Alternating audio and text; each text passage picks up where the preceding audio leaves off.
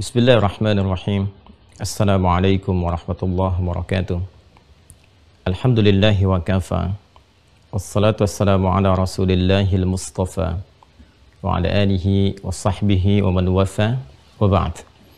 Faya ahbaballahi wa ahbab rasulihi sallallahu alaihi wasallam. Usi nafsi wa iyyakum bitaqwallahi faqad fazal muttaqun fala tamutunna illa wa antum muslimun. Faqala ta'ala Ya ayyuhalladzina amanu taqullaha haqqa tuqatih wa la tamutunna illa wa antum muslimun.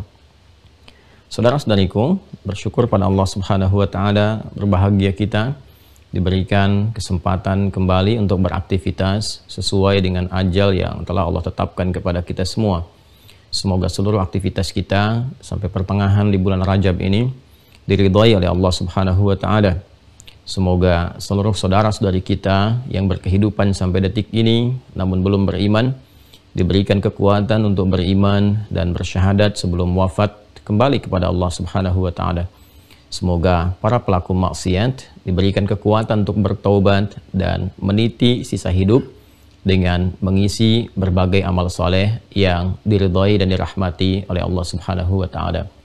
Dalam rangka itu kita mencoba untuk menguatkan kembali pengetahuan dasar kita beragama, berislam, sehingga dengan itu meningkat kualitas keberagamaan kita dalam menunaikan ibadah dan juga bisa bertambah kuantitas amal saleh yang mengiringi pembuktian keimanan kita kepada Allah Subhanahu wa taala. Alhamdulillah, di pertemuan yang lalu kita masih dalam pembahasan fikih siam, harapan untuk melapangkan, mentarhib keadaan hati kita sehingga siap menerima apapun yang diperintahkan oleh Allah dalam bulan Ramadan nanti, baik berupa ibadah ataupun meninggalkan segala hal-hal yang dilarang oleh Allah, sehingga dengan itu membentuk karakter moral yang kuat dalam wujud takwa kepada Allah Subhanahu wa taala.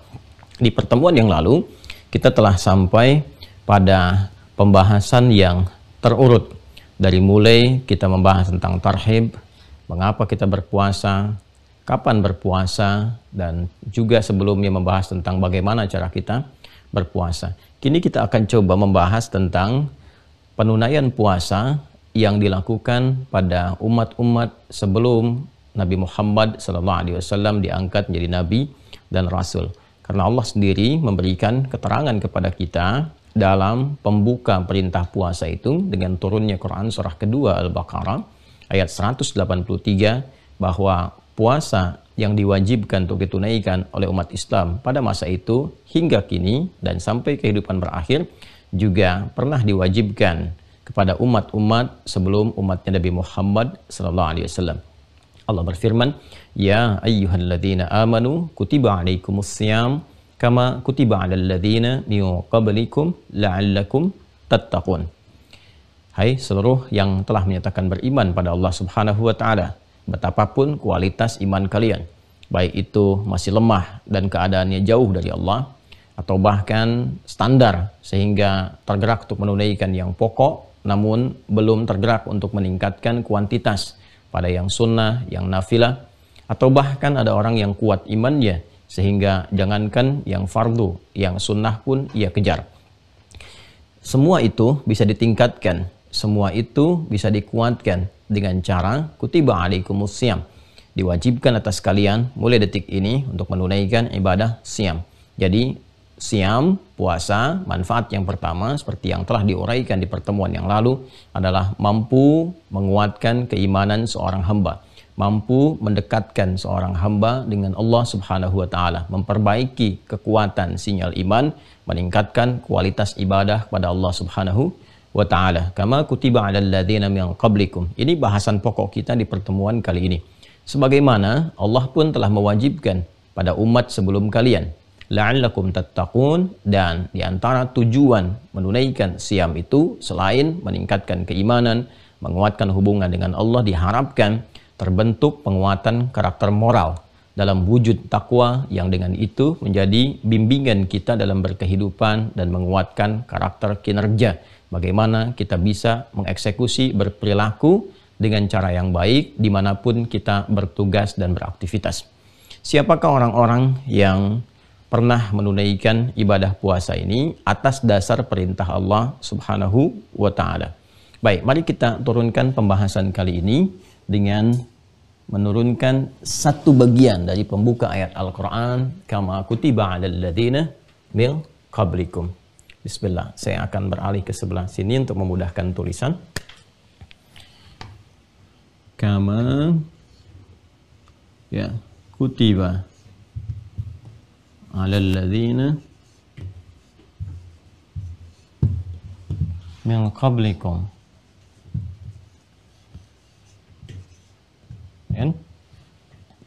Baik. Kama kutiba 'alal ladzina min qablikum. Ada dua hal yang bisa kita gali dari ayat ini, dari keterangan yang Allah sampaikan kepada kita, dan dua pokok inilah juga yang diulas oleh para pakar tafsir dalam beragam tafsir yang bisa kita akses.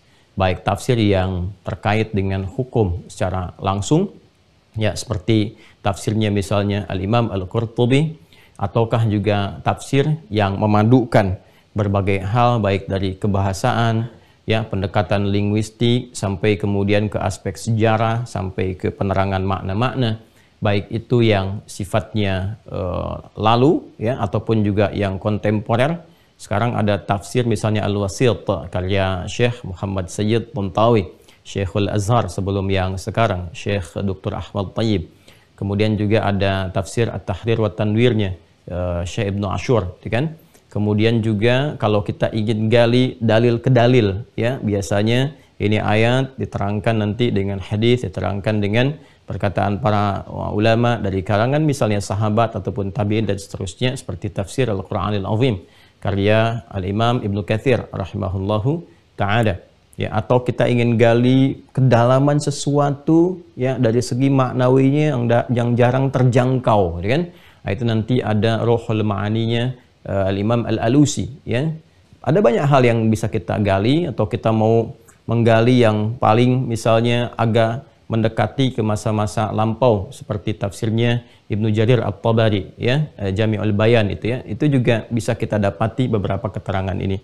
Umumnya tafsir dimaksud juga sudah saya lihat, saya baca itu kan, dari mulai kita menulis makna ayat puasa itu, dan dua atau keseluruhan itu akan terpusat pada dua bagian ini.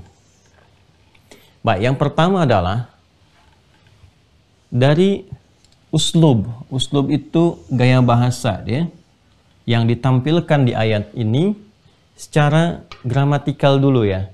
Gramatikal, tapi bukan mengacu kepada susunan nahwu dan sharaf, ya, tentang harokat dan perubahan setiap kata. Tapi pada posisi ini, ya, posisi ini, ya, secara utuh, secara kalimat keseluruhan. Apa manfaat dari munculnya, ya, kalimat ini atau keterangan ini dari sela-sela perintah menunaikan ibadah puasa dan tujuannya. Jadi Allah kan membuka untuk memerintahkan puasa, ya ayyuhalladzina amanu kutiba alaikumussyam, ya kan? Kemudian tujuannya yang paling pokok selain meningkatkan iman, la'allakum tattaqun. Bisa saja sesungguhnya di luar Al-Qur'an, bisa saja itu kan kalimatnya berbunyi ya ayyuhalladzina amanu kutiba alaikumussyam la'allakum tattaqun. Tapi ketika Allah yang Maha berkehendak, Maha mengetahui, yang Maha menguasai segala hal, ya kan? Kemudian menghadirkan ini kama kutiba alal ladzina min qablikum, ini apa hikmahnya? Ya, apa yang bisa kita raih dari sini? Manfaatnya apa, gitu kan? Jadi kalau kita ngaji di ilmu nahwu ini masuk al-jumlah al-i'tiradiyah, ya kan?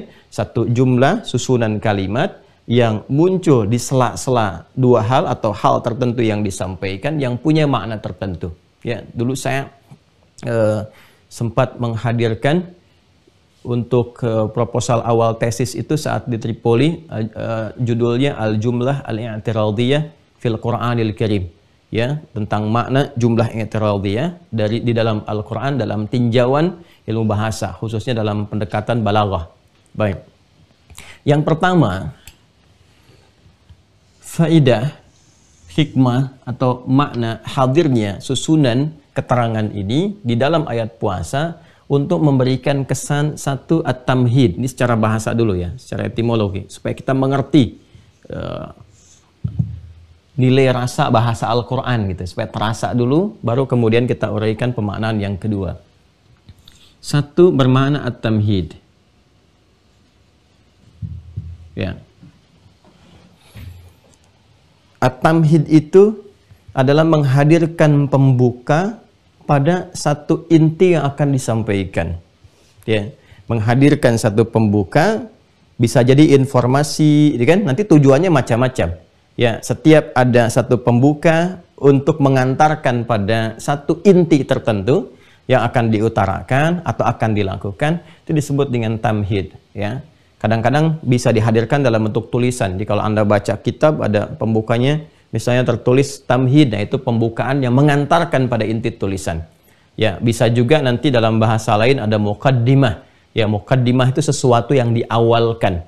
Jadi bedanya apa penekanannya? Kalau muqaddimah itu kan dari kata qaddama, yuqaddimu, gitu kan? Ada sesuatu yang diawalkan untuk ditampilkan. Tapi kalau at-tamhid itu lebih kepada menghadirkan sesuatu untuk persiapan awal. Dari mahada yumahidu, menyiapkan sesuatu, gitu kan? Ya, persiapan awal akan datangnya sesuatu yang inti yang kemudian. Ya, dari kata mahada ini pernah dengar ada Imam Mahdi, ya. Nanti mungkin satu saat saya gali tentang spesifik kajian tentang akhir zaman, ya. Dan sekarang kayaknya sudah mulai berpindah nih, ya, pada pembuka awal gitu. Ini kayaknya mesti dikaji, cukup penting juga. Lain waktu ya, nanti insya Allah kita coba hadirkan bila Allah memberikan kesempatan luang untuk mengkaji itu. Nah, Imam Mahdi itu kenapa disebut Mahdi? Ya, salah satu di antara sekian maknanya adalah karena ia datang sebagai pembuka yang mengantarkan nanti sosok-sosok inti yang datang, yang memberikan satu penegasan akan risalah penutup yang disempurnakan oleh Rasulullah Nabi Muhammad Sallallahu Alaihi Wasallam. Nanti banyak hal yang bisa kita ulas. Nah, ini fungsinya pertama secara kebahasaan, ya, secara gramatikal dalam tinjauan bahasa Arab. Ini jumlah ini, susunan dari ayat ini yang berada di antara ayat-ayat pembuka puasa dan mengenalkan tujuannya, ingin mengantarkan, kan, kepada satu bagian inti puasa yang akan ditunaikan dengan menyampaikan info dulu. Ya, tujuannya apa info ini disampaikan sebagai pembuka? Nah, di antara tujuan tamhid kalau kita ngaji di ilmu bahasa, yang pertama adalah tujuannya untuk melapangkan, ada pertama ini, ya. Melapangkan hati, ya, baik itu pendengar, ya, ataupun objek perintah, sehingga dengan kelapangan hati ini muncul satu, ya, semangat untuk menunaikan motivasi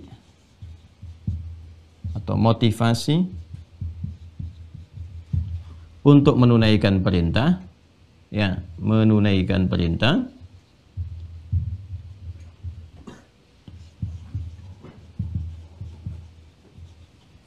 Yang kedua, ya, terambil dari ini juga melapangkan hati, ya, keadaan lapang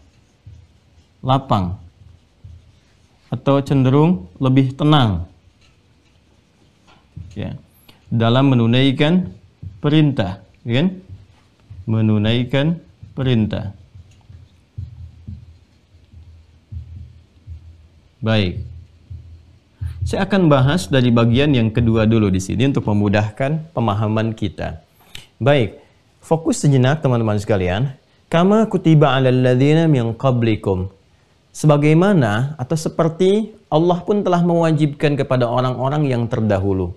Baik, ini kalimat ini, jumlah ini, susunan ini diawali dengan kalimat pembuka yang mengandung unsur perintah. Ya ayyuhalladzina amanu. Hai semua yang telah beriman saat ini, gitu kan? Kutiba 'alal ladzina, kutiba 'alaikumusiyam. Diwajibkan atas kalian sekarang menunaikan puasa. Baik. Nah, kalau sampai di sini kalimat disampaikan, "Hei orang-orang beriman, Anda citrakan diri kita misalnya berada dalam kondisi pertama menerima perintah itu. Pertama menerima instruksi itu. Hei orang beriman, rasakan itu untuk kita. Pertama kali kita terima, ya. Kutiba 'alaikumusiyam. Mulai sekarang kamu wajib puasa, ya. Baik, awal menerima ini secara fitrah ya, secara fitrah. Walaupun nanti bergantung pada tingkat keimanan. Kalau semakin tinggi imannya, sudah sami'na wa ta'na, sami'na wa ta'na. Apapun itu karena tahu hikmah. Ya, tapi tidak semua orang-orang kan bisa membaca itu. Hikmahnya apa, ini kan? Ini manfaatnya apa dari sini? Taunya kan perintah. Ya, tapi ketika perintah itu disampaikan juga dengan informasi yang memberikan kelengkapan, perhatikan kalimatnya. Orang dulu juga sama menerima perintah seperti kamu sekarang. Ya, atau bahasa lainnya, bukan kamu saja yang sekarang diminta puasa, dulu juga umat yang sebelumnya diminta puasa juga. Ya, sama dengan di sekolah atau anak-anak di rumah, misalnya kan, ya, Anda minta kepada adik, tolong buang sampah ya. Adik begitu diperintahkan mau buang sampah, loh kok adik mah, kakak juga dulu begitu.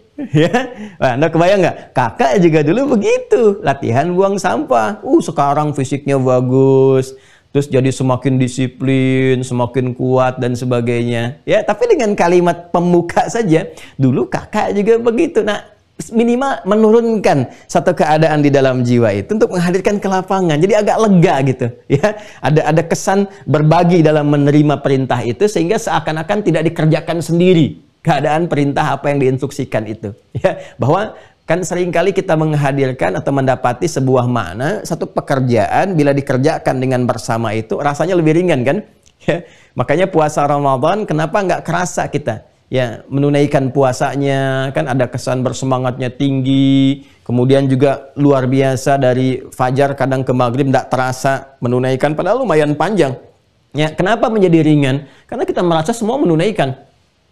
Ya, semua orang menunaikan, orang-orang Islam. Semua menunaikan. Lihat orang Islam ini puasa. Bahkan yang non-Muslim pun juga sama-sama mengondisikan keadaan yang mendukung umat Islam itu untuk berpuasa. Itu kan bahkan ada yang ikutan misalnya jualan barang-barang tertentu untuk mensupport orang puasa. Ada yang jualan kurma, dan ada yang jualan kadang pakaian dan sebagainya. Jadi kondisinya terbawa. Beda ketika puasa Senin, saya kan puasa Kamis, Ayyamil Bid, Senin, Kamis, belum tentu ada orang mau puasa itu ya bisa merasakan kemudahan yang serupa seperti menunaikan Ramadan. Karena ketika dilihat orang lain, ya ada yang makan atau ada yang tidak puasa dan sebagainya. Nah, ini kesan awal yang diterima oleh insan beriman pada masa itu ketika menerima ya ayyuhalladzina amanu kutiba alaikumussyam.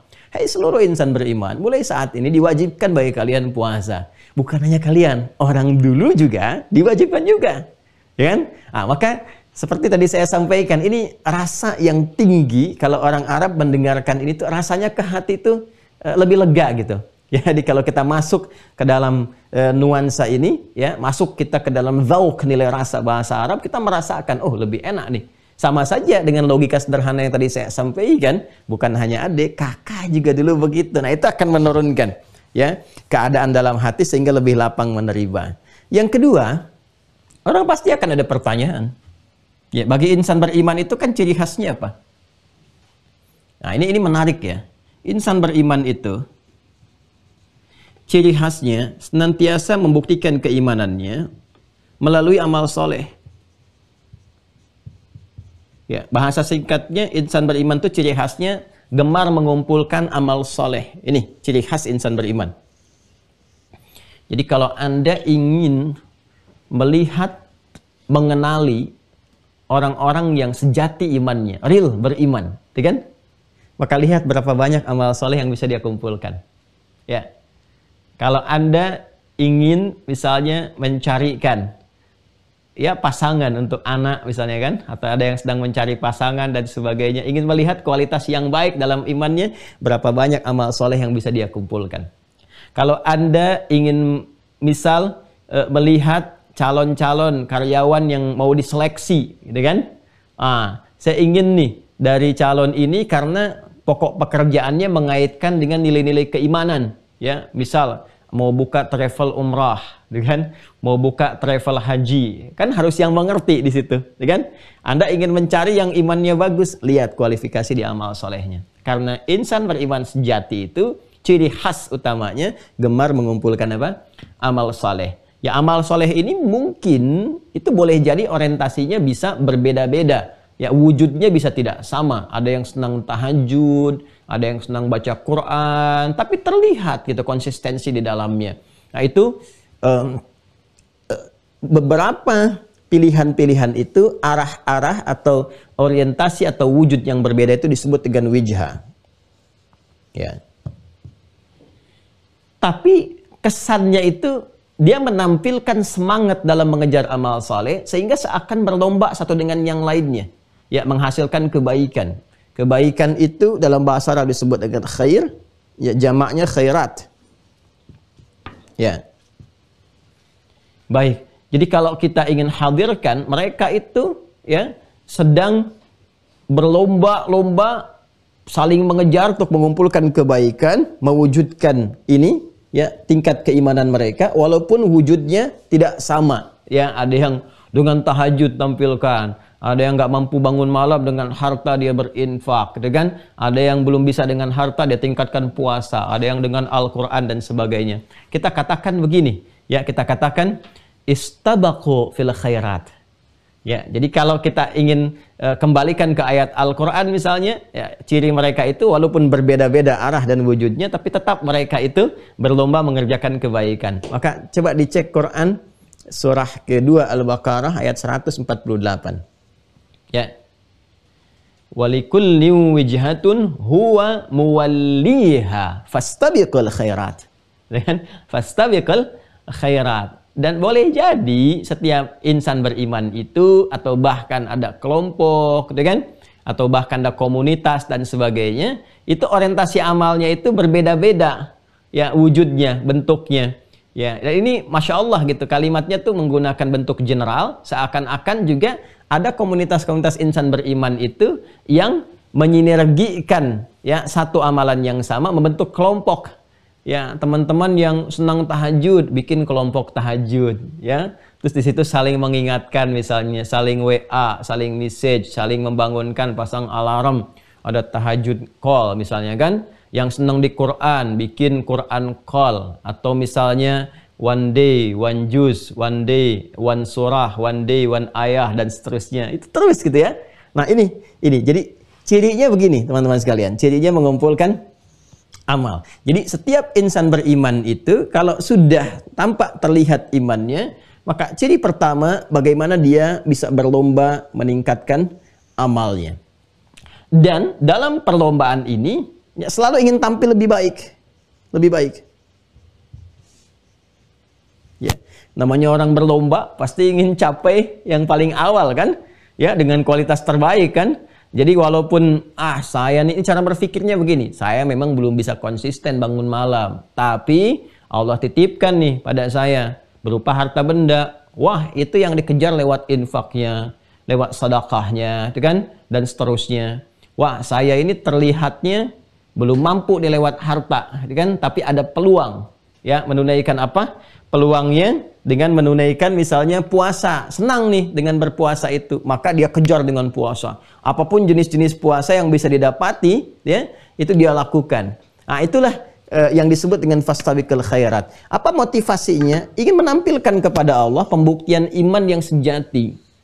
Ya kan? Jadi ciri iman sejati itu satu, gemar menunaikan amal soleh ini, ya kan?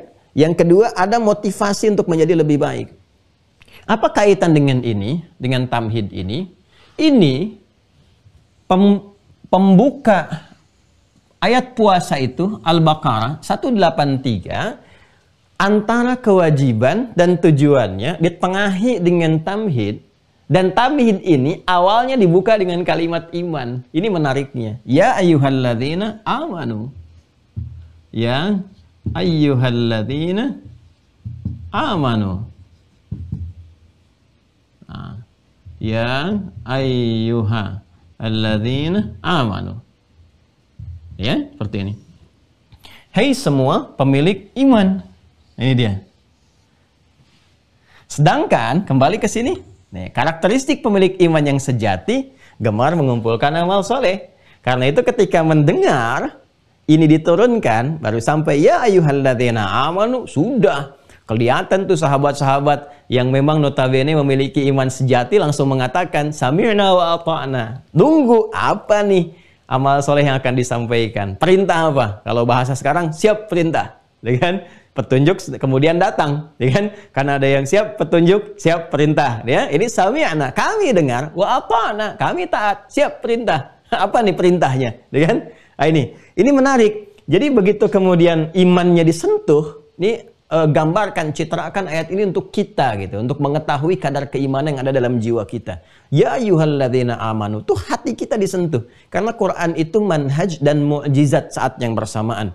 Jadi bukan hanya untuk 1-2 generasi sampai kehidupan berakhir. Sepanjang kita mengatakan beriman, maka ayat itu berlaku untuk kita. Jadi bukan hanya sahabat yang kita lihat bahwa ketika mereka menerima ya ayyuhalladzina amanu sami'na wa ata'na, itu pelajaran bagi kita bagaimana meningkatkan kualitas iman bisa seperti itu. Ya. Nah, ini gambaran yang pertama. Jadi saat ya ayyuhalladzina amanu terkait dengan iman, maka ini yang menarik. Pembuktian peningkatan amal soleh ini menjadi relevan untuk ditampilkan, sekaligus ini jumlah ini susunan kama kutiba 'alal ladzina min qablikum menjadi penguat motivasi untuk menampilkan penunaian ibadah siam itu, puasa itu lebih baik daripada orang sebelumnya. Karena kan sedang diperlombakan ini. Ya, kita sedang berlomba. Ya, berlomba dengan siapa? Kama kutiba 'alal ladzina min qablikum. Kalau bahasa bebasnya begini. Hei, insan beriman, mulai saat ini tunaikan puasa ya. Bukan kamu saja, orang dulu juga diberikan perintah untuk puasa itu. Manfaatnya banyak.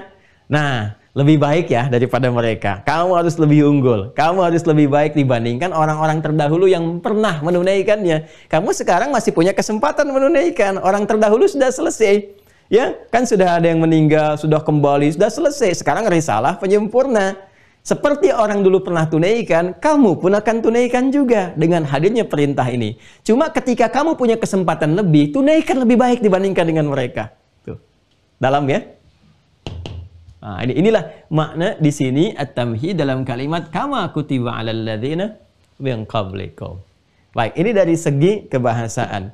Jadi kalau kita sekedar melihat terjemah ya, dalam konteks ini kita baca seperti sebagaimana Allah wajibkan pada orang-orang terdahulu, kita hanya dapat sampai di situ saja, dan paling kajiannya adalah kepada bagian kedua ini, tanda tanya terbalik gitu kan, siapa orang-orang terdahulu yang kemudian pernah mendapati perintah yang serupa. Nah, kalau sudah paham ini baru kita beranjak ke sini, okay? Baru beranjak ke sini. Jadi saya simpulkan dulu, kama kutiba 'alal ladzina min qablikum itu punya dua makna utama ya, yaitu yang pertama untuk melapangkan hati dalam menerima perintah sehingga ringan untuk ditunaikan, Ada unsur ringannya atau mudah untuk ditunaikan. Ya. Kemudian juga ini ada semangat dan motivasi untuk menunaikan perintah yang dimaksudkan lebih baik daripada orang-orang yang pernah menerima sebelumnya. Jelas ya? Nah, baru kita kemudian pindah kepada siapa orang-orang sebelumnya yang telah dimintakan untuk berpuasa. Baik, di sini para ulama memberikan pandangan yang sangat luas sekali. Masya Allah, kalau ulama dulu itu literasinya ya begitu luas dan analisisnya begitu tajam dan thiqah, terpercaya. Luas, tajam, terpercaya, gitu kan? Nah, ada dua pendekatan di sini. Pendekatan pertama, pendekatan mengenai aspek ibadahnya saja, yaitu pada puasanya. Artinya sifatnya masih general, masih umum, ya kan? Untuk menjawab pertanyaan, siapa yang pernah berpuasa? Gitu. Ya, jadi umumnya bukan umat Islam saja yang dengan lahirnya Quran surah kedua Al-Baqarah ayat 183 turunnya ayat ini jadi kewajiban untuk berpuasa. Orang dulu pun pernah ada yang berpuasa. Jadi sebelum umatnya Nabi Muhammad SAW sudah ada yang puasa, gitu kan? Nah, misal kalau jarak terdekat itu kan, ada yang Nasrani, umatnya Nabi Isa alaihi salam, Yesus, Mesias, itu kan? Nasrani. Baik. Nanti kalau mau lebih detail, nanti dalam kajian perbandingan agama, ya itu bisa didalami. pembahasan tentang perbandingan konsep keberagamaan ya dengan argumentasi ilmiah, yang dengan itu kita mencoba mencari titik-titik kebenaran sejati untuk diyakini dengan pandangan objektif dan menyerahkan keputusan ya sepenuhnya kepada setiap insan untuk bisa mengambil kebenaran yang dimaksudkan atau memilih apa yang dia kehendaki dengan konsekuensi masing-masing. Itu tinjauan Islam dalam konteks perbandingan agama. Indah sekali ya. Nanti ayatnya banyak ya. Apa yang mau saya sampaikan? Yang mau saya sampaikan nanti ada perbedaan diksi, dan diksi ini juga menunjukkan perbedaan dilalah ya, perbedaan bahkan makna tertentu antara Nasrani misalnya dengan Kristen. Itu ada perbedaannya. Jadi saya tampilkan Nasrani di sini untuk menekankan pada satu makna tertentu ke pengikut Nabi Isa alaihissalam. Yang saya maksudkan dengan konteks ini menempatkan Isa alaihissalam, Yesus Mesias, sebagai Nabi, sebagai Rasul, bukan Tuhan. Ya? Nah, ini kita katakan Nasrani. Kemudian ada Yahudi.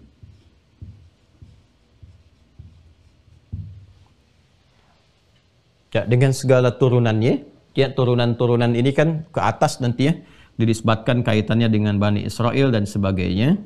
Walaupun ini nanti ada perbedaan-perbedaan penekanannya dan juga melahirkan makna yang berbeda.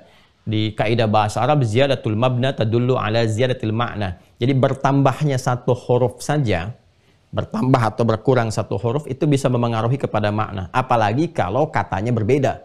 Ya ini satu Bani Israel, satu Yahud, kan? Satu lagi nanti kaum Musa. Jadi ada umatnya Musa, ada Yahudi, ada istilahnya Bani Israel. Itu nanti berbeda-beda konteks ketika diksi itu disampaikan. Turunnya ke sini. Ya. Dan ini nanti juga ada yang sifatnya umum, artinya keyakinan-keyakinan ardi, kreasi manusia di bumi yang secara budaya gitu kan, membentuk satu tradisi ya, yang juga wujudnya berupa puasa. Ya. Jadi kalau kita ke atas ini teruskan yang penyempurna yang sekarang, ya umat Nabi Muhammad SAW, ini Islam, gitu kan? Dalam konteks ini, dalam konteks pembahasan ini, gitu kan? Ini ada puasa. Maka sebelum eranya Nabi Muhammad SAW juga nanti kita turunkan ke bawah, ini ada puasa juga yang ditunaikan. Ini secara umumnya. Ya, kita lihat misalnya di Nabi Isa alaihissalam, ya beliau berpuasa juga. Berpuasa. Nanti ada jenis-jenis puasa yang pernah dipraktikkan di zaman Nabi Isa alaihissalam. Bahkan nanti saya akan bahas ketika merilis ke sini kama kutiba 'alal ladzina min qablikum. Ini teman-teman sekalian, ketika ada kata kama ini ya, yang menunjukkan tasbih, penyerupaan yang serupa ya. Nah, ini juga ada penekanan. Penekanannya apa? Ya, selain menunjuk pada aspek umum pernah berpuasa, nanti ada aspek yang khusus. Supaya tidak nanti bingung, kita menghadirkan lompatan, kita detilkan dulu ini. Jadi yang pertama yang dibahas oleh para ahli tafsir itu menunjuk keumuman berpuasa. Jadi ini agama samawi pun yang Islam, Nasrani, Yahudi gitu kan, ya dalam konteks dinisbatkan kepada Rasul, ini sudah terlihat berpuasa. Kita bisa cek ya, dari mulai ke atasnya nabi-nabi diturunkan ya, dari mulai siapa namanya, kalau dinisbatkan kepada Yahudi kadang umumnya kan sering disertakan kepada Daud, Sulaiman, kan, kemudian ke atasnya Musa dan seterusnya. Ya, maka kita kenal sampai sekarang ada puasa Daud kan, Nabi Musa ketika dilepaskan dari Firaun, orang Yahudi sudah puasa Asyura dan sebagainya. Kemudian juga terus dari segi budaya ke bawahnya, dari kreasi manusia di keyakinan. Artinya agama ardi. Ardi itu yang dikreasikan di bumi, kan? Bukan atas petunjuk wahyu yang dibawa oleh Rasul dalam konteks samawi, mendapatkan wahyu citranya langsung dari Allah Subhanahu wa taala atau dari yang dipertuhankan, dinisbatkan sebagai satu-satunya Tuhan yang menurunkan wahyu. Nah, ini kreasi di bumi. Seperti kita lihat yang sekarang ada Buddha misalnya, ada Hindu misalnya, ya, dan juga ada Konghucu misalnya, dan lain sebagainya. Ya, itu juga punya tradisi untuk berpuasa. Ya, tradisi untuk berpuasa dalam bentuk-bentuk yang tertentu, yang dimaknai tentunya oleh para penganutnya masing-masing. Jadi tafsiran-tafsiran umum yang pertama, makna yang pertama adalah membawa dalam konteks umum. Jadi sebelum syariat Nabi Muhammad SAW itu diturunkan, memberikan informasi kepada kita, sebelum umat Nabi Muhammad pun pada masa itu ya sudah banyak yang berpuasa. Umat Yahudi puasa, Nasrani puasa, ya kan? Atau juga ada yang umumnya puasa, penganut-penganut yang lain, ya. Maka umat Islam ketika diperintahkan puasa itu mesti lebih baik dibandingkan dengan orang-orang sebelumnya yang berpuasa ini. Dan anugerah yang Allah berikan motivasinya tinggi. Nanti kita akan lihat kan, ada malam Al-Qadar, ada pahala berlipat, ada ampunan dan sebagainya. Jadi kalau itu diberikan dengan segala keistimewaannya yang belum tentu didapati di masa-masa yang lalu, ya kan? Seharusnya memberikan motivasi lebih untuk semangat menunaikan ibadah yang ditunaikan itu. Jadi tafsir pertama dari pertanyaan siapa umat terdahulu juga yang berpuasa, maka ada yang sifatnya umum, memberikan jangkauan yang luas sifatnya kepada umat-umat sebelum Nabi Muhammad. Kalau dinisbatkan pada keyakinan apakah itu Yahudi, apakah itu Nasrani, atau agama Ardi, kan? Di Hindu kah, di Buddha kah, dan macam-macam sebagainya. Di generasi-generasi itu sudah ada juga tradisi atau juga bisa disebut dengan syariat sesuai dengan keyakinannya masing-masing untuk menunaikan ibadah siam, ibadah puasa. Dan saya detilkan tuh di buku makna ayat puasa itu. Ya, jadi kalau Anda masuk ke halaman kalau nggak salah 68 tuh ya. 68 itu ada pembahasan tentang siapa umat-umat terdahulu, saya detilkan tuh, bahkan berapa banyak, ada yang disebut puasa A, puasa B, puasa C dan sebagainya. Baik. Sekarang secara khusus nih. Secara khusus, secara spesifik, ini yang sangat menarik. Kembali kepada apa yang tadi saya isyaratkan.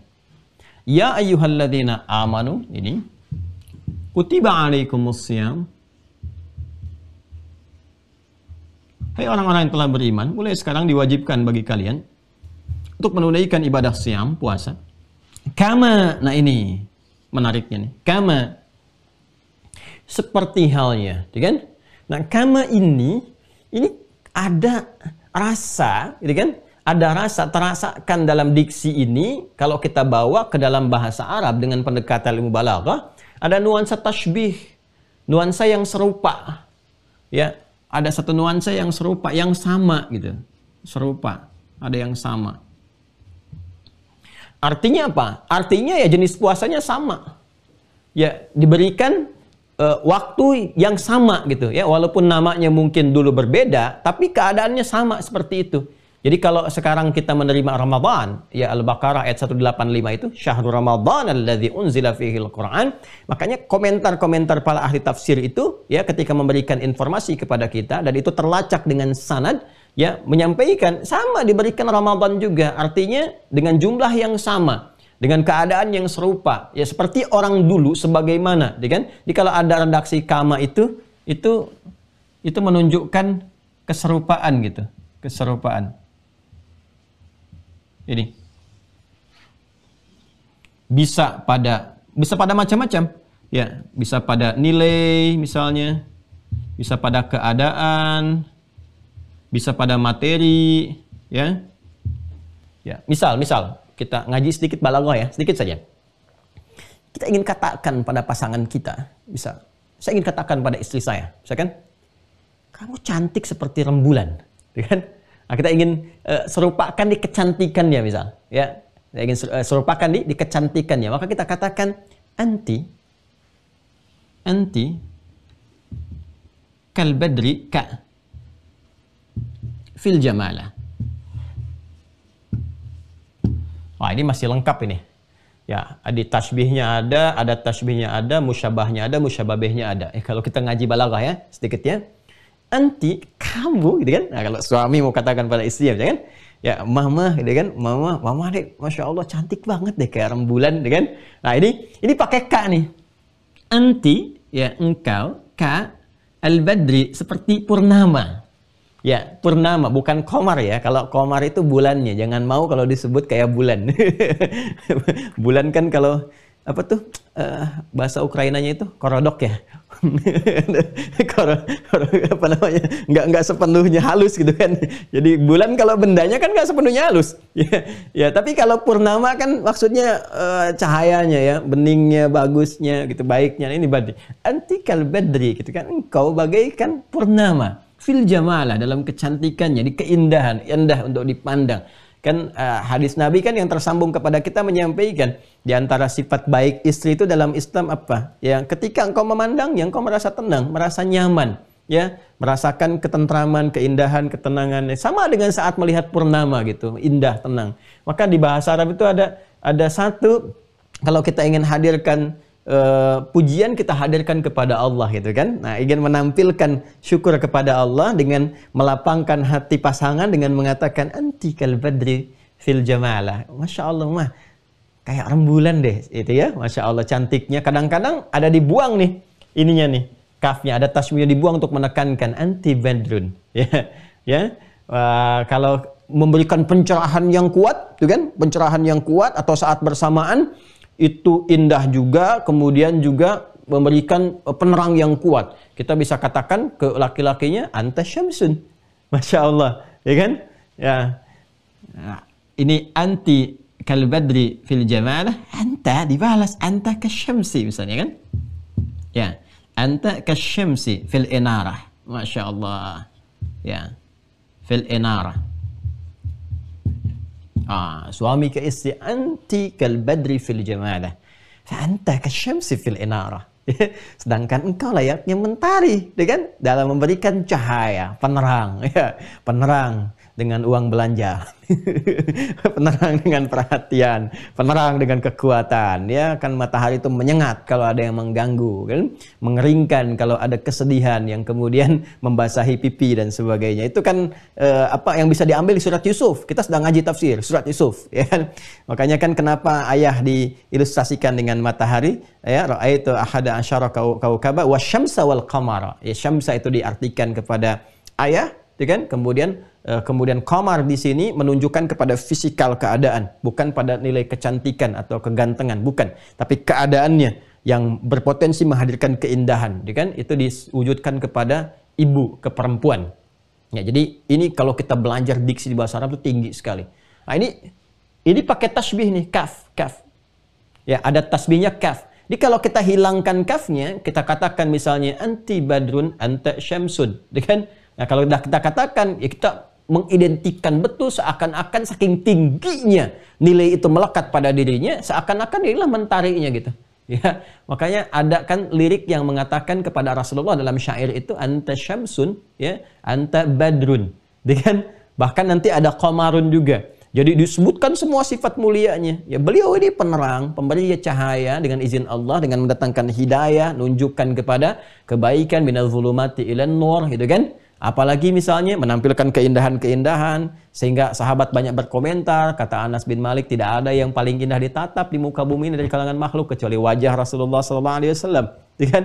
Dan tidak ada yang memberikan ketegaran, perhatian dan sebagainya, merasakan seperti ibu merasakan keadaan anak, kan? Ya, kecuali Rasulullah itu yang dilukiskan di penghujung surah At-Taubah itu. Ya, laqad ja'akum rasulun min anfusikum azizun 'alaihi ma 'anittum harisun 'alaikum bil mu'minina raufur rahim. Sehingga banyak kemudian orang-orang pada saat itu memberikan madah, pujian kepada Nabi sallallahu alaihi wasallam atas dasar syukur pada Allah Subhanahu wa taala dengan menyebut syamsun, qamarun, kemudian badrun dan sebagainya. Nah, ini pakai tasbih kaf. Ini menunjuk keserupaan dalam ada nilai, keadaan atau materi. Apa hubungan dengan ayat yang sedang kita kaji? Ini ada kaf. Ya. Maknya ini kembali ke siam ke sini. Ya. Gitu. Maknya kembali ke siam ke sini. Ya ayyuhalladzina amanu, hai semua orang yang berpuasa, kutiba alaikumus siam. Diwajibkan atas kalian mulai saat ini untuk menunaikan ibadah puasa, siam. Ya, kama sepertinya puasa ini, itu yang ini nih, siam ini. Kutiba 'alal ladzina min qablikum, diwajibkan pula pada umat sebelum kalian. Nah, ketika sudah menggunakan kaf di sini, berarti ada keserupaan dalam bentuk siamnya. Karena ini menggunakan alif lam, asyam, bukan siamun. Kalau siamun itu umum sifatnya, mau puasa bagaimanapun. Tapi kalau sudah pakai alif lam, yang telah kita bahas dulu, Ya, ada aturannya, ketentuannya, ada kekhususannya, jumlahnya, waktunya dan sebagainya. Ya, maka ada yang mencoba untuk mendalami literasi ini, didalamkan, diluaskan spektrumnya, dan menemukan bahwa keterangan-keterangan ada umat sebelum umatnya Nabi Muhammad SAW yang diperintahkan oleh Allah Subhanahu Wa Taala untuk menunaikan ibadah puasa seperti halnya umat Islam mendapatkan Ramadan dengan jumlah yang serupa, dengan waktu yang sama, gitu kan? Walaupun nanti ada teknis-teknis secara syariat yang memberikan kekhususan sehingga terlihat di satu titik agak berbeda karena memang keadaan umat yang tidak sama. Itulah fikih Islam. Jadi waktunya diberikan sama. Misalnya 29-30 hari. Ya, yang dengan itu memberikan perubahan-perubahan karakter. Makanya sering saya katakan, Islam tidak menghambat kemajuan zaman, tapi mengapresiasi, menerima, mengakomodir semua itu dan memberikan satu pedoman yang menjaga kemajuan itu tidak meruntuhkan nilai-nilai kemanusiaan. Jadi bagaimana kemajuan itu tidak menghancurkan kehormatan manusia, tapi membawa maslahat untuk manusia, maka Islam datang dengan pedoman-pedoman yang mengarahkan itu. Dan dahsyatnya itu berlaku sampai kehidupan berakhir. Ya, dari awal risalah diberikan, dari 15 abad yang lalu sampai dengan sekarang, nggak pernah berbenturan. Ya, jadi keliru kalau ada yang membenturkan Islam misalnya dengan kemajuan, menghambat dengan hukumnya, itu belum paham. Ya, belum paham tentang makna-makna di balik hukum dan sebagainya. Balik ke sini. Kalau begitu siapa ini yang mendapatkan anugerah ini? Nah, di sini ada dua pendapat. Pendapat pertama, ya, disebutkan dengan redaksi Ahlul Kitab. Kitab. Saya disebutkan dengan redaksi apa? Ahlul Kitab. Jadi karena kita waktunya terbatas ya, jadi saya ambil keumuman ya. Nanti kalau mau detil, ya, dibaca di buku yang sudah saya tuliskan dengan referensi-referensi saya telah terangkan ya. Dari mana. Kalau nanti untuk pendalaman, boleh yang sudah mengaktifkan akun Mira, nanti pas sesi pendalaman kita bisa elaborasi dengan lebih dalam lagi. Kalau ahli kitab, berarti mencakup ke sini. Bisa Yahudi, bisa Nasrani. Ya?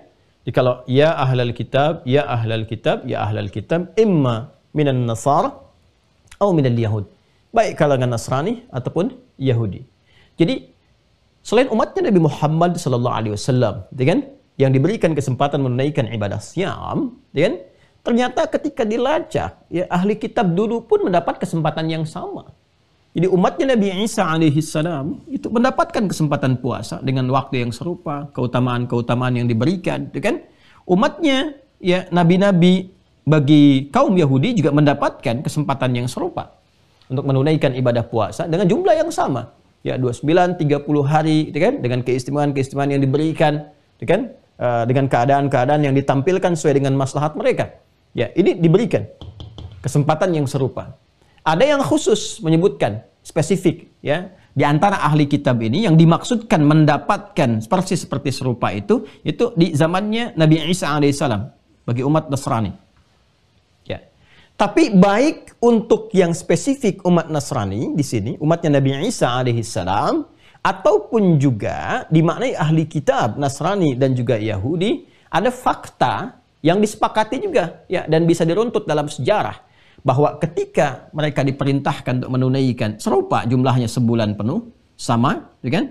Punya nilai keutamaan yang serupa dengan Ramadan, jumlah 29 atau 30 hari. Nah, cuma ada satu pengaruh dari karakter, dan ini selalu terbawa gitu kan di genealogi Yahudi. Ya, kita belum tuntas ya membahas genealogi Yahudi itu. Di antara karakteristiknya itu ya agak yang membuat unik tapi kadang-kadang membawa ke aspek negatif. Itu seringkali ngeyel terhadap sesuatu sehingga membentuk bukan kreativitas ya. Kalau kreativitas itu kan melahirkan hal baru gitu yang bermanfaat. Kalau ini maka di syariat disebutnya bid'ah gitu. Bid'ah itu membentuk sesuatu yang baru tapi lebih cenderung kepada aspek yang negatif gitu ya. Nah, ini jadi merubah ini ya dengan timbangan-timbangan pikiran-pikiran tertentu, pengen-pengen tertentu sehingga keinginan-keinginan dari nafsu ini mengalahkan hikmah dan maslahat yang sudah Allah tetapkan, yang Maha mengetahui tentang kehidupan kita. Apa wujud spesifiknya? Jadi ketika diberikan 30 hari ini, sebulan lah kurang lebih 29 30 hari dan jatuhnya tetap ya Ramadan, dalam konteks ini Ramadan gitu kan. Artinya satu waktu yang ditetapkan oleh Allah Subhanahu wa taala yang dia akan berputar tuh mengiringi setiap waktu. Cuma mereka tidak menginginkan kalau itu jatuh di musimnya, khususnya musim panas. Ya. Kan ada 4 musim pada umumnya. Musim panas, musim dingin, gitu kan? Musim semi, musim gugur. Ya. Ya kan? Baik. Al-saif, syita, rabi', kemudian kharif, gitu kan? Ada musim panas, musim dingin, semi dan gugur. Nah, ini kalau jatuhnya di 2 musim ini khususnya gitu kan, panas ataupun juga musim dingin, khususnya yang ada di musim panas ini, karena siangnya kan lebih panjang, gitu kan? Siang lebih panjang. Dan dingin, malam lebih panjang. Karena nanti di umat sebelumnya itu mereka sendiri yang memberlakukan. Kalau malam-malam hari itu mereka tambahkan. Ya, ada yang puasa untuk berhubungan. Jadi ada yang malamnya pokoknya nggak boleh berhubungan suami istri terus itu kan. Nah, sehingga nanti ada yang dilebarkan lagi tidak menikah sama sekali kalau sudah mengabdi ya untuk mengabdi kepada syariat, kepada agama. Itu dikreasikan demikian. Bukan dari petunjuk Allahnya harus begitu karena tidak mungkin ada petunjuk menyalahi fitrah. Ya, kan fitrah manusia itu selalu ada ketertarikan kepada lawan jenis. Itu selalu itu, ya. Bagaimanapun Anda mengingkarinya, tapi tidak bisa menyalahi fitrah yang ada dalam jiwa. Karena itu agama memberikan pendampingan. Jangan sampai rasa ketertarikan ini melampaui hukum-hukum yang ya, secara normalnya mesti terjaga. Sehingga tidak melahirkan satu tindakan-tindakan yang kontraproduktif dan saling melukai. Maka ada hukum di situ, hukum pernikahan, hukum lamaran, ta'aruf, dan sebagainya. Nah ini fitrah, jadi nggak mungkin ada manusia yang kemudian bisa menghindari fitrah itu. Mengendalikan barangkali dengan keadaan-keadaan tertentu punya batasan-batasan dengan puasa dan sebagainya. Tapi mengingkari fitrah dengan menghilangkan itu semua, itu sulit untuk dilakukan. Ya, dan pada tingkatan tertentu akan terjadi penyimpangan. Ya, hubungan yang terlarangkah misalnya, atau bahkan bukan sekedar terlarang, tapi mungkin nanti ada lebih daripada itu jangkauannya. Berhubungan saja tanpa akad dan sebagainya, itu sudah keliru. Sekarang kalau sudah sesama jenis misalnya, atau dari memanfaatkan anak-anak dan sebagainya, itu yang lebih repot lagi. Ya. Nah, saya mau kembali ke sini. Jadi, ada yang menghadirkan satu, pokoknya bukan hanya siangnya nggak makan, nggak minum, malamnya pun nggak boleh hubungan suami istri misalnya. Dan nanti suasana itu terbawa. Di awal-awal masa ayat ini turun, ya, ada sebagian yang tahu tentang ini, ya umat-umat di masa lalu itu, ada yang memahami apakah malamnya nggak boleh hubungan, kan?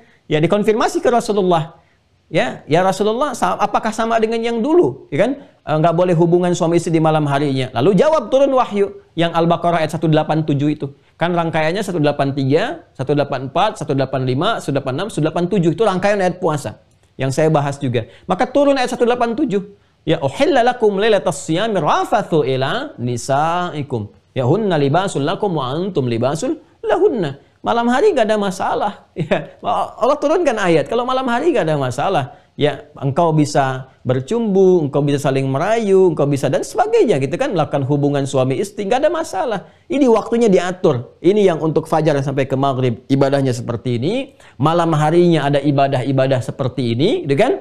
Dan aturan-aturannya begini, ini yang dibolehkan di siang hari terjadi, tapi ini yang dilarang di siang hari dilakukan. Ini yang malam hari silahkan dikerjakan. Ini ada ibadah keutamaan yang mendukung puasa di siang hari. Kalau engkau kerjakan malam harinya, akan mensupport kekuatan di siang harinya.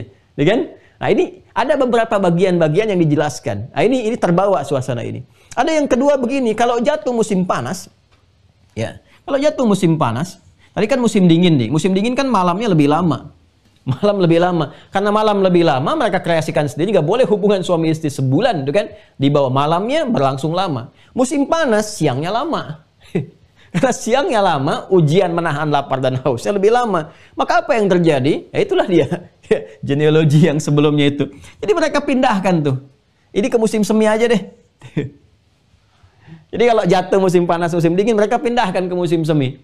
Ya, dan mereka berpikir supaya nggak salah-salah amat, ya, dan si amat pun belum tentu salah, supaya nggak salah-salah amat dan Tuhan ridho dengan kita, itulah kreasinya nih, supaya Tuhan ridho dengan kita, katakan, dan nggak terlalu banyak dosanya, nggak salah-salah amat, gitu, tambahin 20 hari, tambahin 20 hari.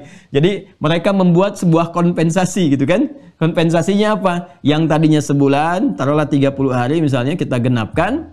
Karena kami pindahkan, harusnya jatuh musim panas dipindahkan ke musim semi. Harusnya ada musim dingin dia pindahkan ke musim semi. Karena berharap musim semi itu stabil antara siang dengan malamnya.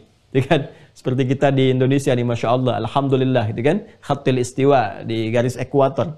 Nah, itu mereka tambah 30 plus 20 hari. Nah, jadi 50 hari. Itu pun nanti nggak konsisten lagi. Ya. Nanti lama-lama nggak ditunaikan, bikin momen lagi, puasanya sekian hari, sampai nanti dari sekian syariat yang bertahan itu cuma hari ke hari saja. Ya. Misalnya ada puasanya yang Asyura, gitu kan? Nanti ada beberapa yang diteruskan juga, di Nasrani juga ada dan sebagainya. Kalau mau diteruskan, ya. Ya, kalau Kristen pembahasannya beda lagi nanti ya. Karena kalau diksinya tadi saya katakan kalau diksi Nasrani dengan Kristen itu berbeda. Kalau kita memahami Nasrani ya, ini diksi ini menunjukkan pengakuan terhadap Isa alaihissalam, Yesus Mesias sebagai nabi, bukan sebagai Tuhan. Ya. Kalau kita berbicara tentang nanti pemahaman dalam Kristen menempatkan Isa alaihissalam, Yesus sebagai Tuhan. Nah, itu nanti di antara titik perbedaan yang kalau ingin didalami di situ ya.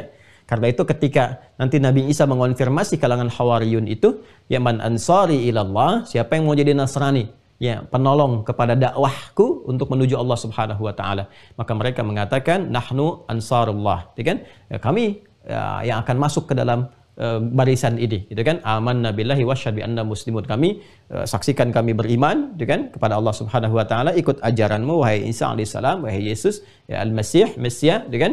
Dan saksikan bahwa kami termasuk yang patuh tunduk, kami muslim. Nah, itu yang dipahami dalam konteks ini. Ini pemahaman di kita ya, di dalam Islam dengan mengeluarkan nilai-nilai keterangan dalam Al-Qur'an. Dan itu bisa diuji nanti. Bisa diuji keterangannya, argumentasinya dan sebagainya, dan di akhir pun kebenaran yang didapatkan tetap diberikan ruangnya secara objektif untuk dipilih, untuk dipeluk tanpa dipaksakan kepada siapapun. Nah, itu indahnya demikian. Jadi kita mendapat kesempatan untuk meraih pencerahan-pencerahan atau informasi-informasi yang mendukung keyakinan. Kan keyakinan itu hak asasi terdalam yang paling dihargai dalam Al-Quran.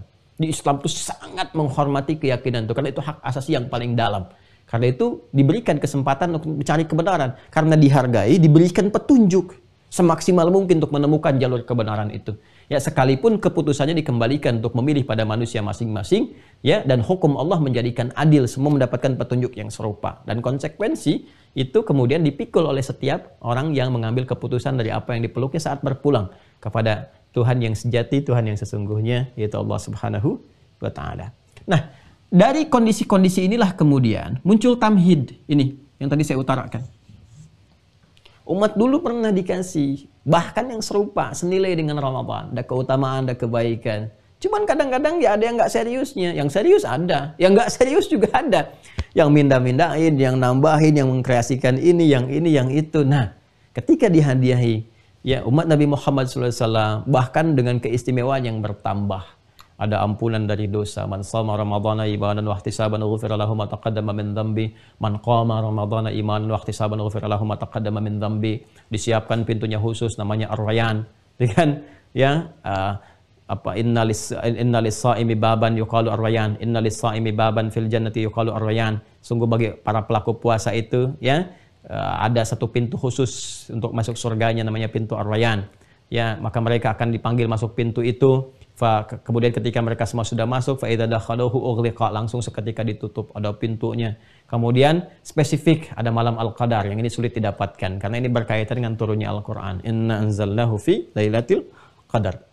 Banyak keistimewaan. Karena itu ketika muncul tamhid di sini, kama kutiba 'alal ladzina min qablikum, bukan hanya menjelaskan umat dulu yang pernah puasa. Untuk memberikan satu langkah keringanan kita menunaikan.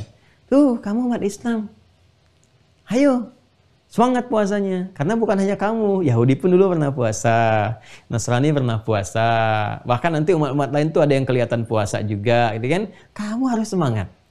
Ya, yang kedua, lakukan lebih baik. Nah, lebih baik itu kan harus ada ukuran. Karena itu ukuran di akhirnya ditutup dengan kalimat taqwa. La'allakum tattaqun. Ini ukurannya.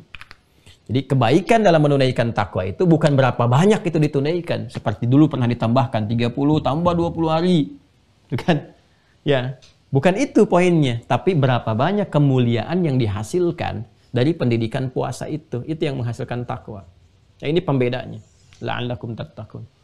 Nah, jadi Ini yang ingin kita urai, kita tekankan dari pembahasan tentang siapa umat terdahulu, orang-orang terdahulu yang juga pernah mendapati kewajiban menunaikan ibadah puasa, dan secara fitrah sesungguhnya, ya walaupun ada yang memiliki keyakinan bertuhan kepada selain Allah Subhanahu wa taala, secara fitrahnya itu pasti akan merasakan manfaat dari puasa. Karena itu juga mereka berpuasa. Ya, karena itu mereka berpuasa, dan fitrah itu kan yang melekatkan siapa? Allah. Jadi fitrah itu sebetulnya bagian dari petunjuk untuk menemukan jalan kebenaran. Karena Allah sendiri menyebut dirinya dengan fatir. Ya, fatiris samawati wal ardh. Alhamdulillahi fatiris samawati. Gitu kan? Di Quran surah ke-35 surah Fatir. Ya, dan yang melekatkan dengan sifat fatirnya itu kecenderungan-kecenderungan untuk mendekat kepada syariat dan mendekat pada kebenaran itu disebut fitrah namanya. Ya, dan di antara fitrah itu maknanya adalah kecenderungan untuk beragama. Ya, untuk memenuhi kebutuhan roh. Karena itu disajikanlah kemudian paket beragama disebut dengan ad-din, diberi nama dengan Islam. Di mana kita temukan di Al-Quran bahwa kecenderungan kepada agama itu bagian dari fitrah. Itu di Quran surah 30, Ar-Rum, ayat 30. Fa'aqim wajhaka lid-dini hanifa. Ya, maka hadapkan dirimu, penuhi kebutuhanmu itu ya kepada ad-din. Ad-din, ya, frame untuk beragama, konsepsi beragama. Ya, secara lurus, secara benar, dengan cara yang benar. Jadi kalau beragama mesti benar, karena itu menu bagi jiwa. Ya, seperti Anda makan untuk menu fisik pun benar. Kalau salah makan sakit, ya. Seperti Anda belajar pun mesti benar. Kalau salah pilih ilmu bisa bahaya. Ya, salah belajar bisa konslet, bisa keliru, ya, bisa bahaya. Maka jika akal saja harus benar, mesti sehat, fisik harus sehat, iman mesti sehat. Karena roh itu pokok dari segalanya, ya kan? Karena itu ketika Allah menampilkan fa'aqim wajhaka lid-dini, kemudian diberikan keterangan hanifah. Hanifah itu lurus benar. Ya, ada unsur kebenaran, ada unsur yang lurus, unsur yang baik, itu hanif namanya. Ya, itu hanif. Jadi kalau kamu mau beragama yang baik, yang lurus, yang benar. Lalu kita bertanya, apa din yang benarnya ya Allah? Maka dijawab nanti di Ali Imran, ya ayat 19. Innad dina indallahil Islam. Ya, ini disajikan namanya Islam. Ya. Lalu kemudian bagi orang-orang yang ingin mengenal ditampilkan. Kalau ragu, kalau nggak yakin, riset. Ya, jadi biasakan secara ilmiah kata Al-Quran tuh. Jangan menuduh. Ya, kalau ragu sambil nuduh itu bahasa Arabnya roib namanya. Ya, kalau ragu saja syak. Ragu sambil nuduh itu roib namanya. Ya, roib. Karena itu pembuka Al-Baqarah itu menghadirkan kesan ilmiah yang tinggi. Ya, jadi Islam itu punya tradisi ilmiah yang kuat. Dzalikal kitab la raiba fi. Al-Qur'an ini sebagai sumber keislaman, keterangan pokok keislaman, itu nggak ada keraguan dan tidak ada celah harusnya untuk menuduh. Kalau Anda ragu, riset kata Quran itu, jangan nuduh. Ya, masa ragu nuduh, yang belum tahu itu cari tahu, bukan mencela, bukan menuduh. Ya, setelah meriset, komparasikan dan tidak harus memaksa.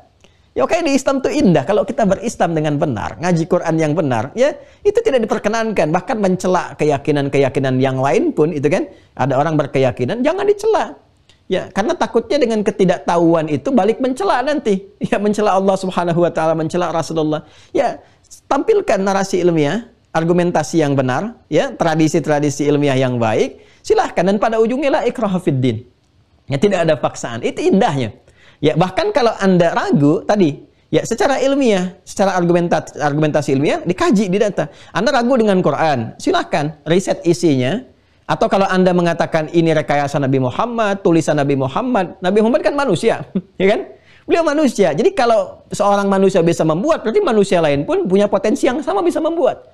Apalagi tingkat kecerdasan masa sekarang itu bisa lebih tinggi, semakin meningkat, informasi semakin banyak, ya. Ya, kemudian terkumpul jadi data, jadi pengetahuan. Jadi potensi pintarnya bisa lebih tinggi. Kalau pintar bisa lebih tinggi, berarti bisa bikin itu. Kenapa Shakespeare nggak bisa bikin seperti Al-Quran? Padahal sastranya, pujangganya macam tinggi. Ya, kalau Anda mampu buat seperti Quran. Ya, kalau nggak mampu, ya buat misalnya 10 surah saja. Di Al-Isra itu. Nggak mampu, ya 1 surah saja. Di Al-Baqarah ditutup itu kan, di ayat yang ke-23. Ya, wa in kuntum fi raibin mimma nazzalna ala abdina. Kalau kalian ragu, juga nuduh. Ya, terhadap Al-Quran yang kami turunkan, kata Allah, dengan keagunganku kepada hambaku yaitu Muhammad sallallahu alaihi wasallam. Kalian tuduh itu rekayasa Nabi Muhammad, ya kan? Kalian tuduh itu buatan Muhammad sallallahu alaihi wasallam, yang pedoman yang dihasilkan dari kreasi Nabi Muhammad. Silahkan datangkan yang semisalnya. Tentu kalian akan lebih mampu. Kenapa? Karena Muhammad seorang ummi sallallahu alaihi wasallam. nggak pernah belajar cara menulis, nggak pernah belajar cara membaca, ya kan? Nggak bisa menulis, nggak tahu cara membaca bagaimana. Karena itu Allah jadikan ummi Nabi Muhammad SAW untuk menguatkan mukjizat Al-Quran. Supaya orang nggak bisa menuduh ini buatan Muhammad SAW. Punya karya apa Nabi Muhammad itu sebelum jadi Nabi? Nggak ada karya tulisan yang ada. Nggak ada syair yang pernah dibuat. Nggak ada. Ya. Karena itu semua celah ditutup dulu. Semua celahnya ditutup gitu. Nah jadi ini sesuatu hal yang sangat menarik gitu kan. Ya, ini menarik dalam syariat itu. Kembali ke Quran surah 30 ayat 30. Ar-Rum ayat 30. Fa'aqim wajhaka lid-dini hanifa. Setelah engkau bisa mendapatkan riset agama yang benar, tuh kan? Engkau yakin dengan itu, lalu engkau peluk itu, masuk Islam misalnya, maka jangan sekedar masuk. Ya, tunaikan semua nilai keislaman dengan baik. Tegakkan dengan lurus, ya. Apa yang diperintahkan dikerjakan, apa yang dilarang ditinggalkan. Itu aja dulu, ya. Dan itu akan memenuhi kebutuhan roh. Makanya ditampilkan menu rohnya dalam bentuk ibadah. Salat itu menu roh. Roh itu kan butuh ketenangan. Ya, jiwa kita kan butuh ketenangan. Ketenangan itu yang kemudian memberikan sinyal-sinyal kebaikan dalam membentuk ikatan pengetahuan dan menginstruksikan. Jadi kalau hatinya nggak tenang, pikiran akan terpengaruh. Kalut pikiran, hati nggak tenang tuh pikiran juga ikut gelisah. Ya, kalau pikiran sudah gelisah, nggak bisa baik mengambil keputusan. Anda sedang gelisah, ngambil keputusan susah. Anda panik, ngambil keputusan susah. Ya, ibu ini, anak ibu ini ada musibah begini. Baru dengar musibah kan langsung terpikir begini begitu. Panik, dalam panik itu nggak bisa ngambil keputusan yang baik. Kan? Nah, itu kan keadaan dari jiwa. Makanya harus ada ketentraman dalam jiwa. Menu-menu yang ditampilkan dalam agama itu harus memberikan manfaat langsung pada jiwa. Ketenangan, kan? Kemuliaan, pengentasan sifat-sifat yang negatif, karakter-karakter negatif, ya, karakter negatif yang ada pada nilai rasa. Ada nggak solusi untuk mengatasi dendam? Solusi mengatasi iri hati? Kan iri hati itu bukan iri pikiran, iri akal kan nggak ada, iri hati yang ada, ya kan? Dendam, iri hati, riya, sum'ah, dan itu penyakit hati semua. Nah, menu-menu di syariat, di agama itu mesti mengentaskan semua itu, sekaligus menguatkan karakter moral yang baik untuk mendukung akal dan fisik untuk bekerja lebih mulia, lebih bagus. Nah, ini semua dijelaskan. Dan mesti ada keterangan yang jelas, karena ini beragama dari Tuhan. Tuhannya langsung yang perintahkan, kan idealnya begitu. Tuhannya yang perintahkan, ya, kemudian menerangkan dalilnya apa, ayatnya apa, dicontohkan kepada kita lewat utusan, diterangkan hikmahnya, dan indahnya ketika Islam menyajikan menu itu, dijelaskan semua, terpenuhi semua unsurnya. Jadi sulit untuk kita menghindar, ya, dari kebenaran Islam itu susah. Dari konsepsi agamanya, lihat sholat, dalilnya ada. Dalilnya jelas, di Quran banyak, menunjukkan bahwa itu perintah langsung dari Rabb, dari Tuhan, dari Allah Subhanahu wa Ta'ala. Kemudian apa lagi? Caranya dijelaskan, Nabi jelaskan. Makanya orang sholat, para orang Islam sholat, nggak ada yang beda, caranya semua sama. Dari bacaan, ya, Anda mau di Meksiko, ya, mau di Brazil, mau di Singapura, di Singaparna, ya, atau misalnya, ya, taruhlah di Amerika, di Indonesia, ya, di Chicago, dan sebagainya. Itu sholatnya sama semua. Ya, dari awal sampai akhir nggak ada yang beda. Nggak ada orang sholat di Amerika pakai bahasa Inggris. Ya, semua pakai bahasa Arab, semua sama. Caranya, dijelaskan hikmahnya. Manfaatnya apa? Ya, ini kalau dikerjakan manfaatnya apa? Ke jiwa apa? Ke perilaku apa? Dijelaskan.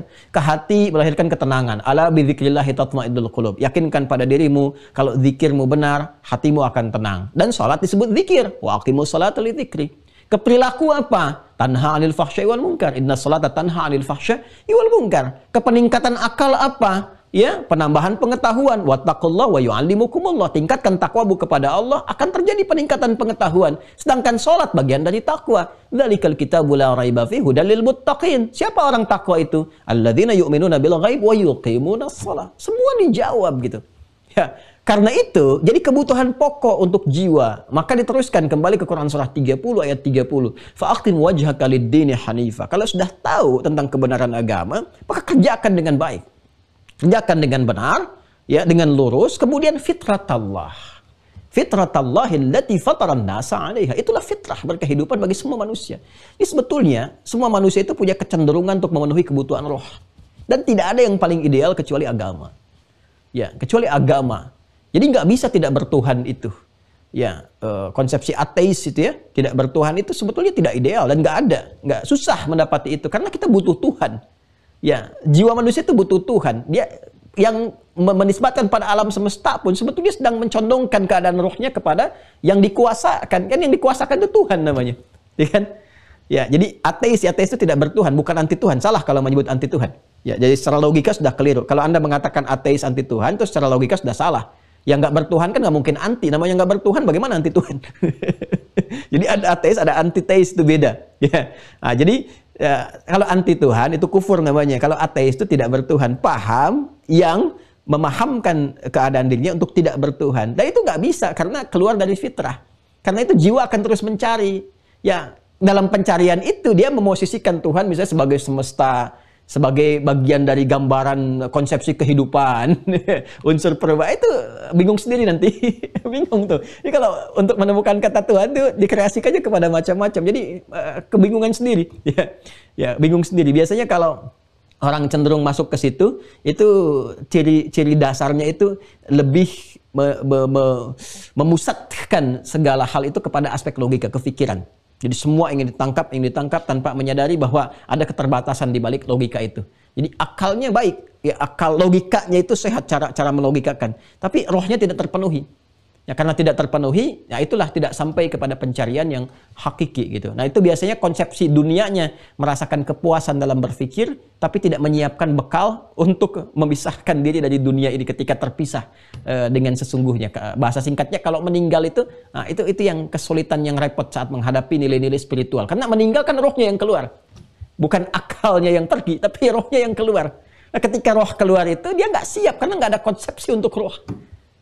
Ini kita bicara iman sehat ya. Jadi ada akal sehat, ada iman sehat. Ya, di balik iman yang sehat ada akal yang kuat dan fisik yang ideal. Ya, jadi ini gambarannya. Masya Allah ya, dari Al-Baqarah sedikit bisa nyambung kemana-mana ini.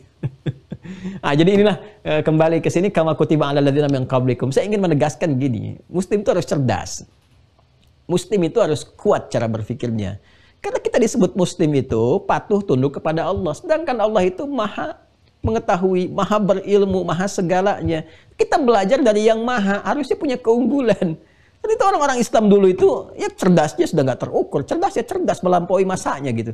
Ya, di orang Islam tuh mesti pintar. Jadi kalau ada yang pintar, orang Islam mesti paling pintar. Kalau ada yang baik, orang Islam mesti paling baik. Karena semua ajarannya itu mengerucut pada puncak kebaikan. Di puncak kebaikan itu namanya takwa.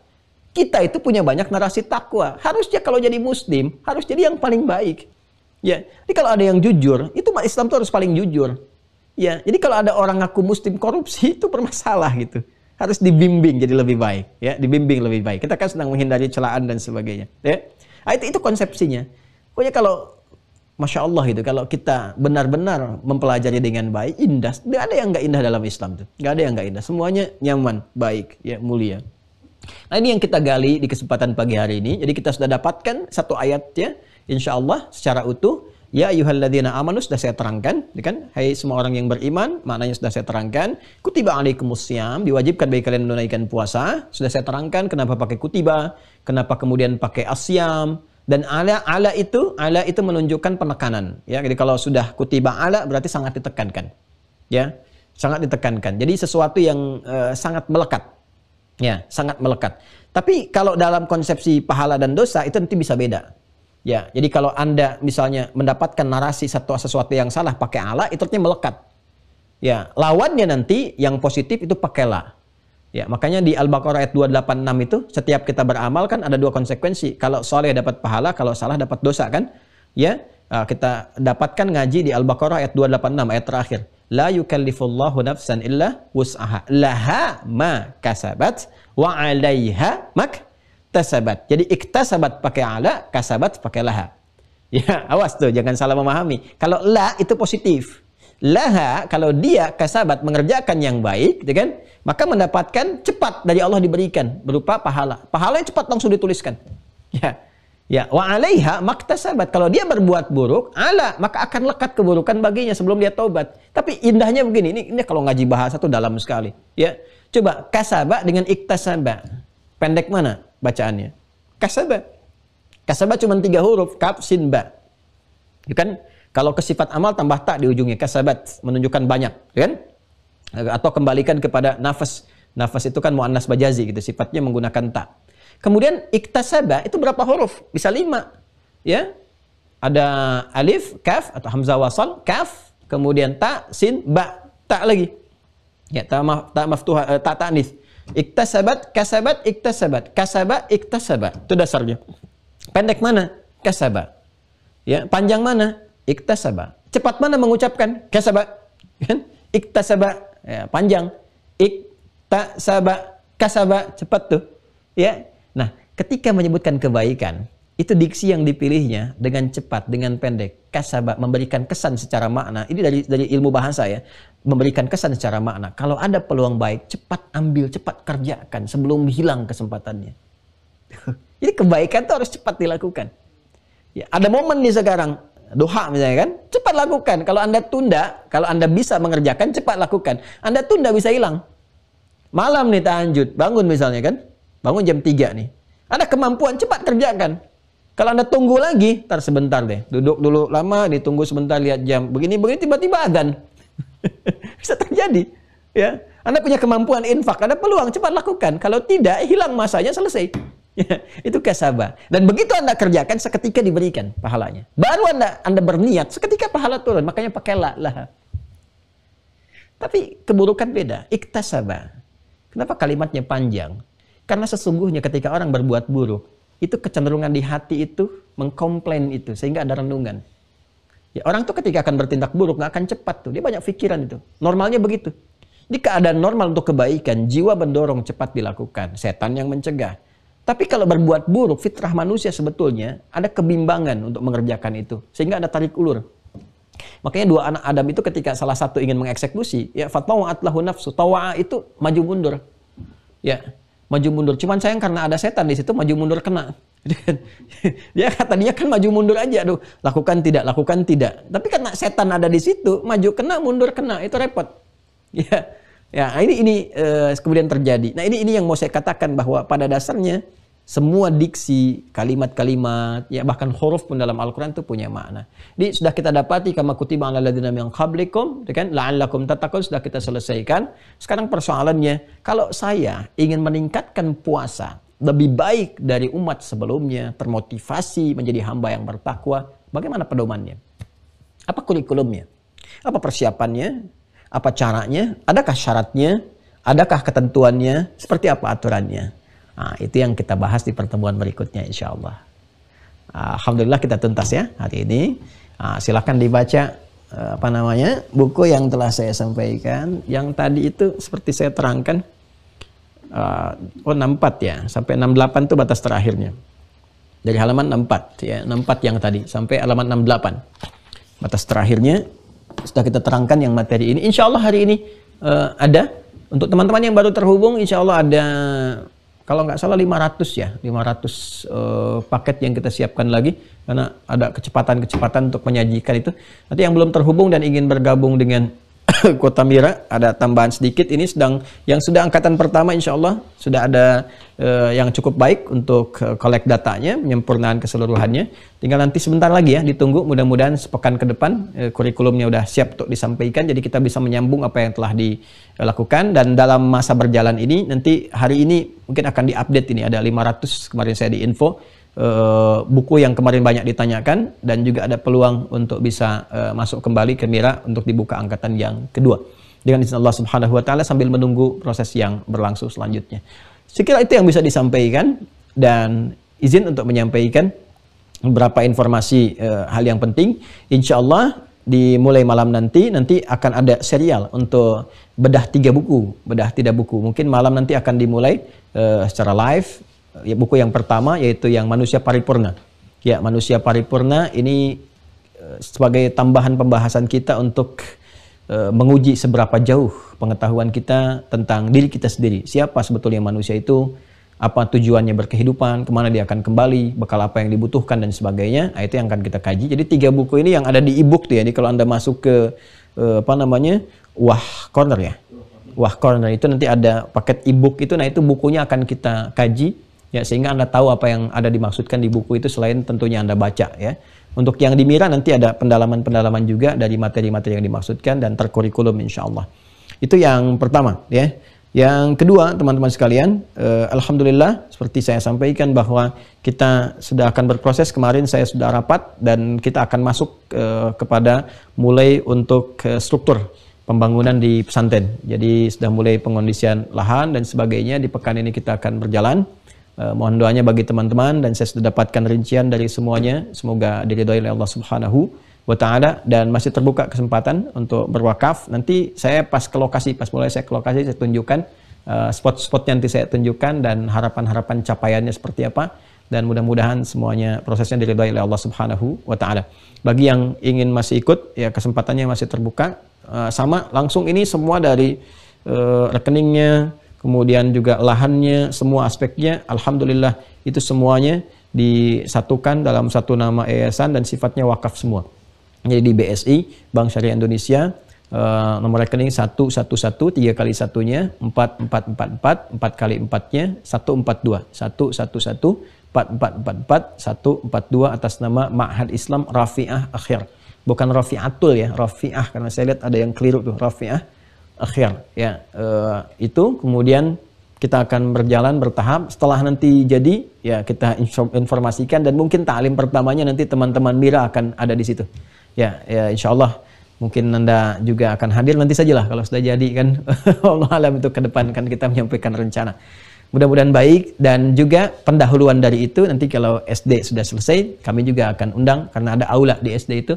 Ya, ada kajian-kajian terbatas, itu mungkin zonasi yang kita undang untuk pendalaman, dan bisa ada tatap muka pertama yang berlangsung secara offline dengan izin Allah Subhanahu wa Ta'ala. Terima kasih. Semoga Allah jaga kita semua, dan ingat ya, sudah masuk pertengahan bulan Rajab. Mudah-mudahan di pertengahan bulan ini kita diberikan kekuatan untuk beramal lebih baik daripada yang sebelumnya. Allahumma taqabbal minna innaka antas sami'ul alim wa tub 'alaina innaka antat tawwabur rahim. Allahumma rabbana atina fid dunya hasanah wa fil akhirati hasanah wa qina adzabannar. Allahumma ati anfusana taqwaha wa zakkiha anta khairu man zakkaha anta waliyuha wa maulaha. Allahumma rabbana awzi'na an nashkura ni'mataka allati an'amta 'alaina wa 'ala walidina wa an na'mala salihan tardah. Wa sallallahu ala sayyidina Muhammad wa ala alihi wa sahbihi ajma'in. Wa akhiru da'wana subhanakallahumma bihamdika nashhadu an la ilaha illa anta nastaghfiruka wa natubu ilaik. Walhamdulillahi rabbil alamin. Wassalamualaikum warahmatullahi wabarakatuh.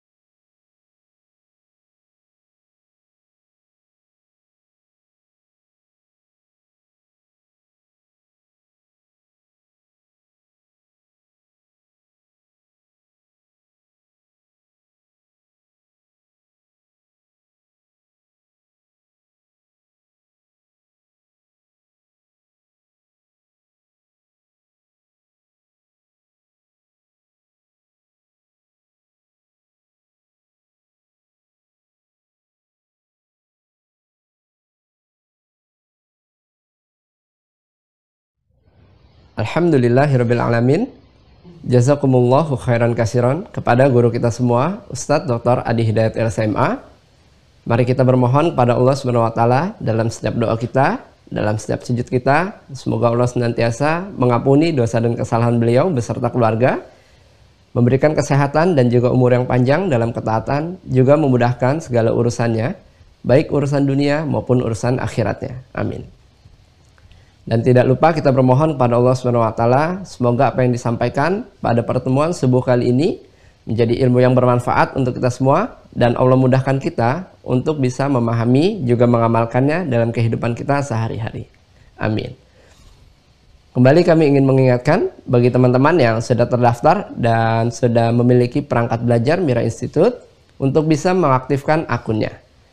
Caranya silahkan teman-teman rujuk kembali folder inbox pada email teman-teman sekalian untuk bisa menemukan username dan juga password yang sudah kami kirimkan. Jika tidak ditemukan di folder inbox, teman-teman bisa merujuk ke folder spam ataupun folder junk. Karena ada kemungkinan username dan juga password yang kami kirim masuk ke folder-folder tersebut. Nah, setelah teman-teman menemukan, silahkan login di website resmi Mira Institute di mira.quantumakhir.com. Lalu tekan tombol login, silahkan gunakan username-nya berupa email dan juga password-nya berupa nomor telepon yang sudah teman-teman daftarkan sebelumnya atau yang sudah teman-teman dapatkan pada email teman-teman sekalian. Jika teman-teman belum menemukan, teman-teman bisa menghubungi admin Mira Institute di nomor yang sudah tertera pada layar teman-teman sekalian. Bagi teman-teman yang baru tergabung, kami himbau untuk bisa mengikuti materi dari awal pertemuan secara bertahap dari bab Muqaddimah Akidah ke episode 1, kedua, dan selanjutnya secara bertahap agar pemahaman teman-teman bisa lebih maksimal dan pertemuan satu dengan pertemuan lainnya pemahamannya bisa tersambung dan terkorelasi. Jangan lupa untuk bisa mengikuti ujian di setiap babnya agar teman-teman bisa melanjutkan ke bab berikutnya dan bisa mendapatkan kesempatan untuk ikut sesi Zoom bersama guru kita Ustadz Dr. Adi Hidayat LCMA. Jangan lupa untuk join di grup resminya Mira Institute yang ada di Facebook dan juga di Telegram. Silahkan sesuaikan namanya seperti yang sudah tertera pada layar teman-teman sekalian. Dan bagi teman-teman yang ingin berwakaf untuk pembangunan pesantren Mira Institute, teman-teman bisa menyalurkan melalui rekening Bank Syariah Indonesia dengan kode bank 451 dan nomor rekening 11144444142 atas nama Yayasan Mahat Islam Rafiah Akhyar seperti yang sudah tertera pada layar teman-teman sekalian. Dan bagi teman-teman yang ingin mengambil manfaat dari pembelajaran Mira Institute sambil menunggu pendaftaran kembali dibuka, teman-teman bisa mensubscribe YouTube channelnya Mira Institute. Ya, sesuaikan logonya seperti yang ada pada layar teman-teman sekalian di bagian kiri atas. Dan bagi yang ingin mengetahui video-video terbaru dari Ustadz Adi Hidayat, teman-teman bisa mensubscribe YouTube channelnya Adi Hidayat Official. Jangan lupa untuk tekan tombol loncengnya agar setiap notifikasi terbaru bisa langsung masuk ke perangkat teman-teman sekalian. Dan seperti yang sudah disampaikan, bagi teman-teman yang ingin memiliki perangkat yang akan dikaji serial pada malam hari, insya Allah teman-teman bisa mendapatkan perangkatnya di aplikasi Waha Corner. Ya, silahkan teman-teman pilih paket e-book atau paket premium 6 buku yang sudah ada pada aplikasi Waha Corner. Baik, itu saja yang bisa kami sampaikan. Saya Fadil, mewakili tim yang bertugas. Jika ada hal yang kurang berkenan, kami mohon maaf. Terima kasih atas perhatiannya. Assalamualaikum warahmatullahi wabarakatuh.